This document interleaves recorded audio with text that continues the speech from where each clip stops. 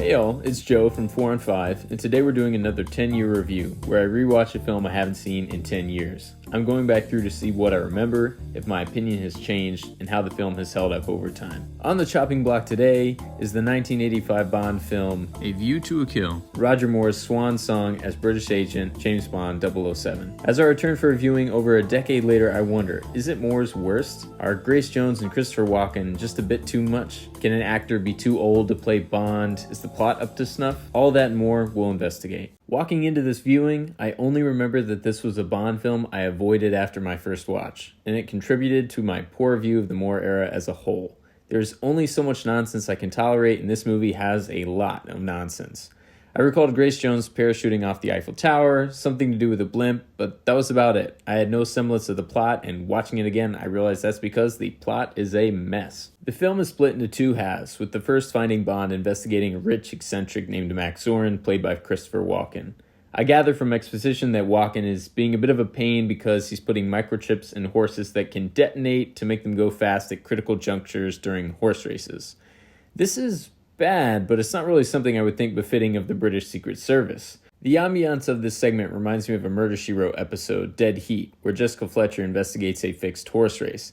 Coincidentally, that episode aired during the same year this Bond film came out, 1985, and as a result, the setting, costumes, and acting are all vaguely similar. The second half of the film has Bond following Zorin to San Francisco, where Zorin's crew is pumping salt water into fault lines in an effort to flood Silicon Valley so he can corner the market on microchips. Bit convoluted, but I think this should be a mission for the CIA, not for Bond. What jurisdiction does Bond have? Why did the British care? The Fleming work from which this film takes its title, and only its title, is the short story From a View to a Kill, which is a rather dull affair in the For Your Eyes Only compilation novel about a NATO motorcyclist being killed and Bond investigating. The plot was rather thin, and it makes sense that the filmmakers didn't want to adopt that or attempt to stretch it into a compelling feature-length film, instead opting to keep the slightly moronic title. Yes, I know Fleming took the title from an old traditional hunting song, but it doesn't make any sense. It's a view of a murder, essentially. However, there is another story in For Your Eyes Only that would have been perfect, a perfect vehicle for an aging Roger Moore, and that's Quantum of Solace. Daniel Craig's second outing as Bond took the name from the story, but featured a wholly unrelated plot around oil and a mysterious organization that likes to watch bizarre opera. Perhaps I'm just uncultured.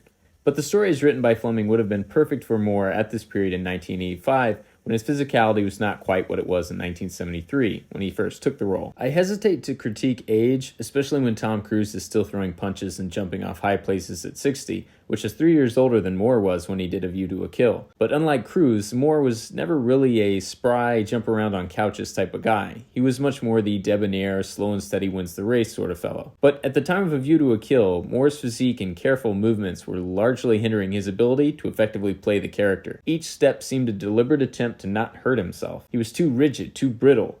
The physicality from his Live and Let Die heyday was faltering. He needed a more reserved Logan to go out on, minus the intense violence, and a bankable story was in Fleming's Quantum. The short story plot of Quantum follows Bond doing a somewhat off-the-record favor for M, journeying to Vermont to kill a group of criminals holed up after they killed an affluent British couple in Jamaica that M knew personally, among other offenses.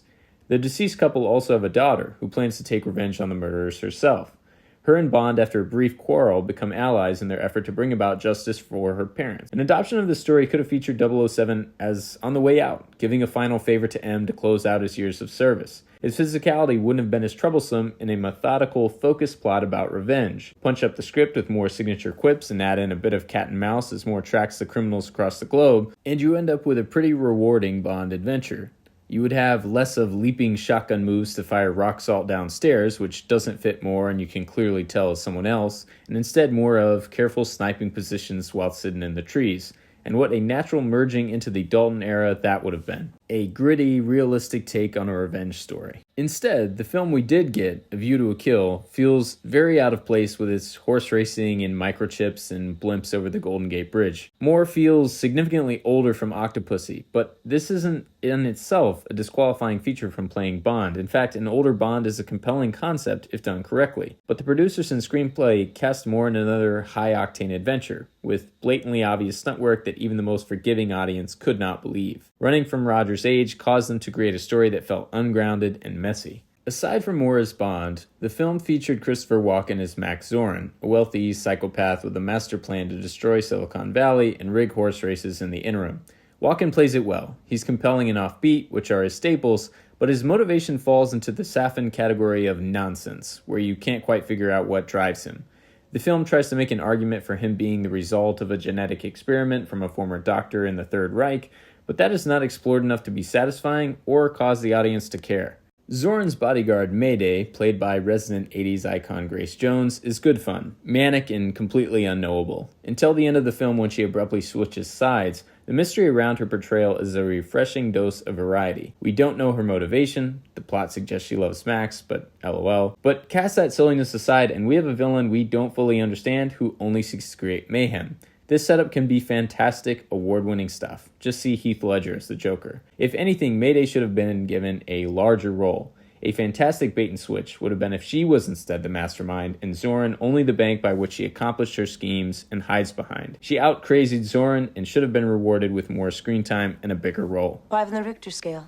This film also has the distinction of having what many cite as their least favorite Bond foil, Stacey Sutton, played by Tanya Roberts. I think the poor reception of this character is misguided and serves as a precursor to the flack that Denise Richards would get for playing Christmas Jones in The World Is Not Enough. Sometimes a bad script is just too much to overcome. If you only saw Eddie Redmayne in Jupiter Ascending, for instance, it would come as a shock that this same man has won an Academy Award. If a script doesn't know what it wants a character to be, how should the actor know? Or the audience? Sutton's character had no reason to be in this plot. Her being given a $5 million check by Max Zorin was curious, but once Bond figured out it was a payoff for purchasing oil rigs or land or something, what function does she serve? Hell, if she was Max Zorin's sister, it would make a bit more sense. A former member of his team who couldn't go along with it any further. Then she would have a way into his mind and how his organization functioned, knowledge that could be invaluable to Bond. Instead, we're given a tired and forced romance that felt unnatural, awkward, and there was a sizable age difference and zero chemistry. As I said in my Diamonds Are Forever video, I don't really like Bond in America, and I think this movie just reinforces that view. The fire truck chase, Bond at a municipal office, or at the wharf, they all feel bland and commonplace. The film does a poor job of showcasing the city and local culture, with San Francisco coming off as Anywhere USA instead of a cultural hub. I mean, they had a fire truck chase, but did not go down Lombard Street? Are we kidding? A proper way to showcase San Francisco can be seen in Peter Bogdanovich's screwball comedy What's Up Doc, which has wild chases through the streets and gives a broad scope of the city in which the story takes place. So too does the Goldie Hawn Chevy Chase vehicle Foul Play. They careen through the streets into a pizza joint, of all places, but it gives you a sense of the time and the place. Bullet with Steve McQueen also highlights the city with a certain panache, featuring a riveting chase where cars are launched over the constantly changing elevations of the pavement and the undercarriages do a very satisfying scrape. It feels gritty, real, and you can tell the cars are actually doing it.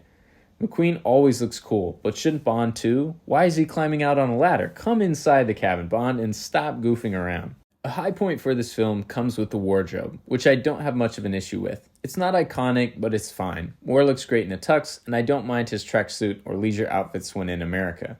Grace Jones is superb, with the fun and severe ensemble she creates and sharp makeup looks that serve as a kind of classic Disney villain flair. I want to like the title song, but it is just too much a product of its time. I would rather listen to Underneath the Mango Tree from Dr. No with a dubstep beat under it. For a Bond film, the Duran Duran track just sounds too much like something you would hear in the roller rink while wearing leg warmers, which I'm sure many people did. It just doesn't promise style or adventure, and if all the nostalgia could be removed from its standing among Bond fans, I don't think the track would do any business. Overall, I don't hate A View to a Kill, but I wanted more from Roger's final outing. I wanted the filmmakers to embrace his age, drop the silly romance, and tighten the plot. Give the villain a better plan.